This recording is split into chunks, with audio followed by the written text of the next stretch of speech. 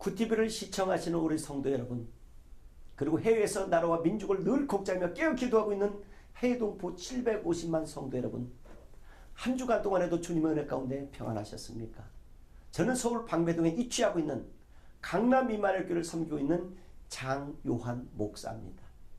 오늘 성도 여러분과 제가 함께 은혜 받을 말씀은 신약성경 사도행전 4장 5절로 12절의 말씀에 근거하여 성령의 사람 베드로라는 말씀으로 이 시간 여러분과 제가 함께 은혜를 나누려고 합니다. 마치 이 사도행전은 세 가지로 분석하는, 하나는 성령의 창이요, 하나님의 창이요, 사도행전이라고 얘기하고 있습니다. 오늘의 이 4장에 나오는 본문의 위대한 한 사람을 여러분과 제게 소개하고자 합니다. 그 사람은 바로 베드로입니다. 이 베드로는 세 가지의 별명이 있습니다. 하나는 개발하는 뜻을 가지고 있고, 두 번째는 반석의 뜻을 가지고 있고, 세 번째는 바위의 뜻을 가지고 있습니다. 이 베드로의 생은 어부였습니다. 아주 무식한 사람이고 별 볼 일 없는 사람으로 손가락질을 당했던 사람입니다. 그리고 그의 인생은 많은 사람한테 그렇게 존경받을 만한 사람은 아니었던 것 같습니다. 그런데 성령을 받고 난 이후, 하나님을 만나고 난 이후 위대한 지도자, 큰 인물로 하나님께 역사의 주인공으로 오늘 여러분과 저에게 소개됩니다. 그는 재력가도 아닙니다. 그는 어떤 권력가도 아닙니다. 그는 어떤 국력의 힘을 가진 사람도 아닙니다. 그는 풍성한 자녀를 가진 사람도 아닙니다.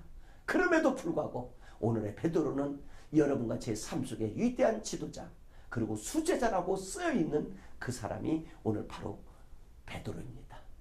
그런데 이 베드로가 어떻게 바꿔졌습니까? 그 배경에는 이렇습니다. 성령이 역사했습니다.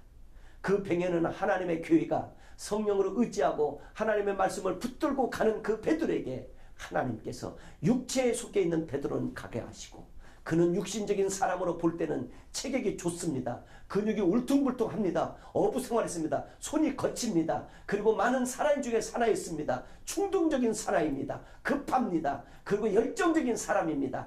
남보다도 기회주의 사람입니다. 그런 사람이 어떻게 바꿔져서 하나님의 12제자 중에 수제자로 불렀을까요? 그것은 이런 것이 아니었을까 생각합니다. 바로 성령을 만났기 때문에, 성령이 역사했기 때문에 그렇다고 봅니다. 예수님이 3년 반 동안 그를 교육을 시키면서 인간적인 생각 때문에 많은 닥치는 문제들을 하나하나 고치면서 갔습니다. 그럴 때 그는 온전히 하나님 앞에 쓰임받는 거룩하고 소명자로 탄생하게 되었던 것이 아니겠습니까? 첫째는 어느 날 예수님께서 바다로 걸어오실 때에 그 장면을 보고 믿음이 없는 것을 책망을 받습니다. 무수하면서 소리 지릅니다. 그때 주님이 말씀하십니다. 두려워하지 말라는 것이었습니다. 그렇습니다. 그뿐만 아닙니다.